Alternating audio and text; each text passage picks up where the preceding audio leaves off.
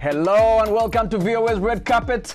My name is Jackson Mvunganyi. This week on Red Carpet, we visit the town of Iyanu in the north of Ivory Coast, where more than 100 children have formed a philharmonic orchestra. We chat with Nigerian animator Roy Okupe about his series Iyanu getting adopted by Cartoon Network and Max. And for those of you that love car racing, we'll check out the Hamiltons, a family of speed racers in Maryland. Those stories plus Ghanaian dancing sensations Afronitaaa and Abigail came in third at Britain's Got Talent. Let's get on with the show.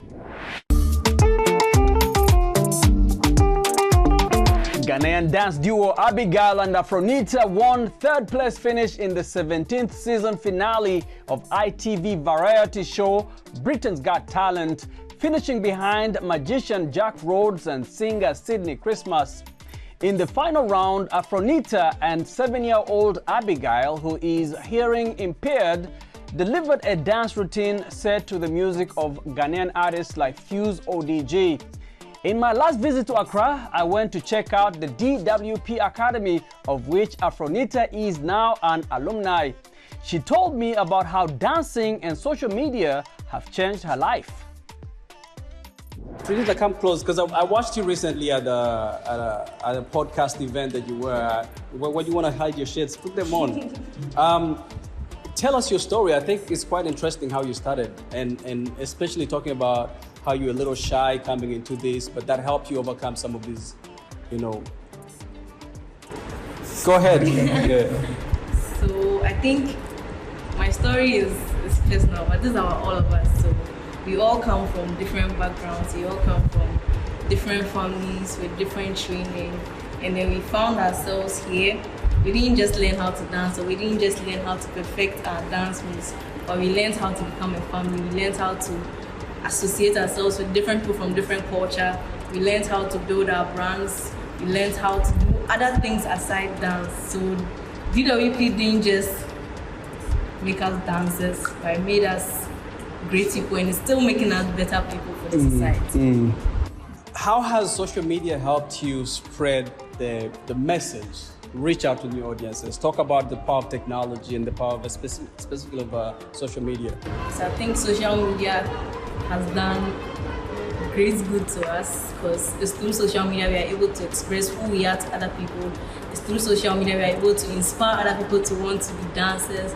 It's through social media we are able to even save lives, because probably there's someone out there trying to commit suicide and they see your video and the person feels happy, or the person feels like there's a reason why he should have some hope to continue living. So social media has done great good to us. It has helped us even to get jobs, because most of the jobs we get is for social media. So social media has done great. Absolutely.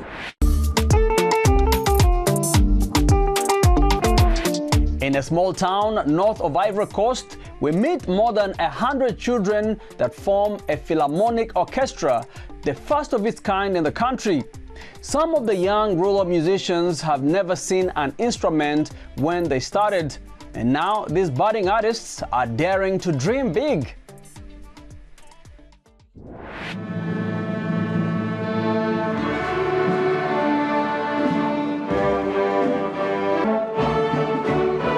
Nine-year-old Leila Koulibaly is among almost 140 children who make up an ensemble based in the rural northern town of Iyanu in Ivory Coast.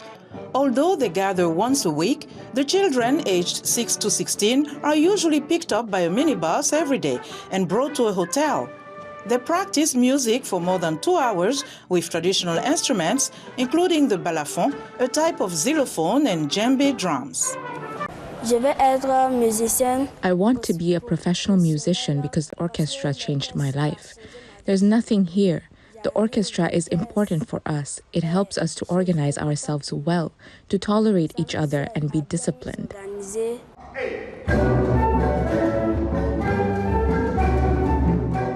The Youth Development Program is inspired by Venezuelan initiative El Sistema, which teaches music to children from disadvantaged backgrounds. The orchestra was set up in the West African nation by Minister for Employment and Social Protection, Adama Kamara, who is personally funding it. The conductor, Fabrice Kofi, has watched over each student from the very first rehearsal. In fact, we are doing the opposite of what a traditional orchestra does. That's to say, at a traditional orchestra is a gathering all of the best musicians who have won competitions, who have received a diploma, etc. Here, the Ojende Children's Philharmonic Orchestra started by bringing them together as an orchestra, and that's where they learn about instruments, playing technique, music theory, and so on. Musique et tout.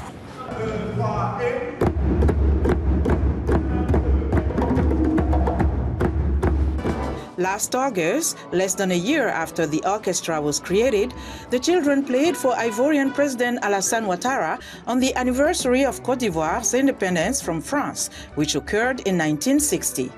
They also performed the popular Ivorian song Coup du Marteau, or The Blow of the Hammer, which became a hit during the 2024 Africa Cup of Nations.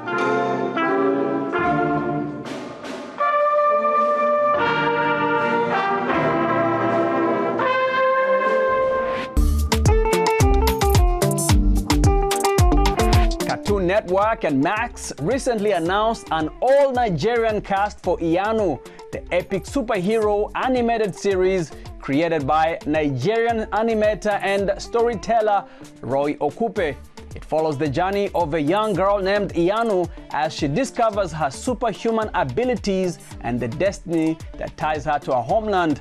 Roy visited VOA Studios and spoke to me about the inspiration behind the series and how he hopes the story will impact the global perception of Nigerian culture and mythology. So for me, Iyanu it came out from me thinking about, and I have a 3-year-old daughter now, but before she was born, I always fantasized that if I had a daughter, like, what is something that, we could both watch together and enjoy, but at the same time, something that can also educate her about, where she's from and our history and our culture. So for me, it's been the driving force to really create something that my daughter, who is now 3, can enjoy and also be inspired by as well. And what are some of your creative influences, both in terms of storytelling and artistic style? Man, how long do you have? I have a lot of influences. Obviously, I grew up watching a lot of the, Marvel and DC shows. So Spider-Man, Batman, Superman, X-Men. I grew up a fan of superheroes. But at the same time, for me, I've always wanted to see these type of stories being told from the African perspective, because growing up in Nigeria, you get to hear about a lot of history, culture, and mythology that's so exciting that you feel like a lot of people all over the world would appreciate and enjoy as well. What has been the most rewarding part of this experience? And what was your reaction when you finally found out that HBO were adapting your work? So when I found out Cartoon Network and Max was going to be adapting it, I would say I don't want to talk too much about it because some of it's embarrassing, some of the screams and the shouting I was doing. But I think it was just being grateful and just being humble with the opportunity to really get a chance to tell this story the right way with the right people. In what ways do you hope this series will impact this perception of Nigerian culture and mythology globally? One thing that I've always tried to do is, when you grow up in Nigeria and what you see in mainstream media is always negative when it's being told about, Africans, whether it's poverty or corruption. And it's not like these things aren't there, but it doesn't paint a full picture. So for me, I'm trying to paint a full picture where we get to see more of the stuff you won't see in mainstream media, more of the inspirational stuff about our history, our culture, how resilient our people are, how beautiful our culture is, how great our food is, like all these things that you don't necessarily get to see in mainstream mainstream media is what I really hope people are going to be excited to see. And let's get some of your thoughts on the current state of the animation industry, the African animation industry, regarding diversity and inclusion. To me, I think it's a growing industry. Obviously, it's still in its infancy, but there's a lot of animation studios in Nigeria specifically that I can talk about that are doing great things. Magic Carpet, Spoof Animation, Ant Hill Studios. These are some of the people that are really taking brave steps to really uplift and elevate the animation industry in Africa. And a lot of people outside Africa are taking notice, like Netflix and Amazon. You also have studios like Triggerfish in South Africa. You have some amazing studios in Kenya. So we're seeing the growth happen. And I think people just need to continue to support the content that comes out if they want to continue to see the growth.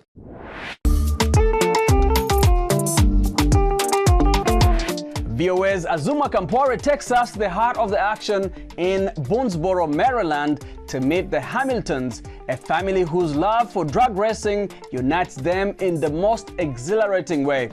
Let's check it out. The Mason-Dixon Dragway Classic is a spectacle of speed and adrenaline.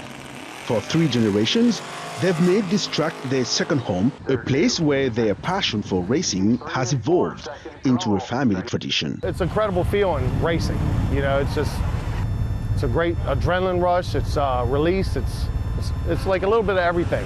In the moment, I'm not feeling or thinking. It's so quick, my adrenaline's up, I love it. Kevin's passion for racing is infectious. His 2 sons and daughter, Haley, have all followed in his tire tracks. I grew up at the track. I was here since I was like 3. He taught me everything I know. That's how I was able to be track champ last year.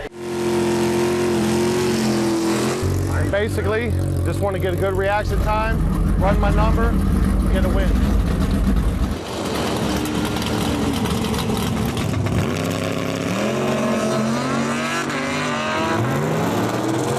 So I had a better reaction time. He broke out by a little bit more than what I broke out by. Got the win, slid by that one. When it comes to racing, Haley goes all in. For her, it's all about the basics, like getting a good burnout. If I don't get a good burnout, my tire could slip and it could cause me to crash. It's good to get that traction. You want to get that tire hot so it sticks to the track.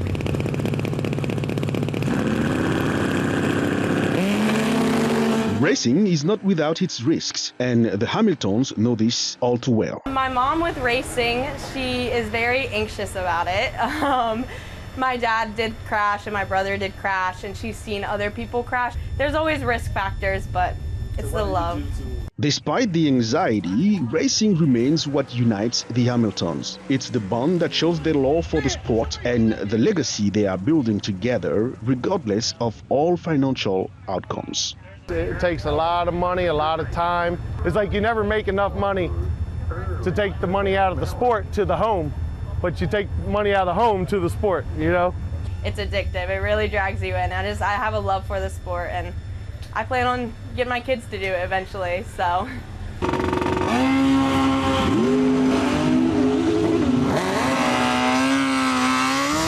And on days like this, during Memorial Day weekend, the sacrifice is worth it, especially as they get to honor those who served and to celebrate family.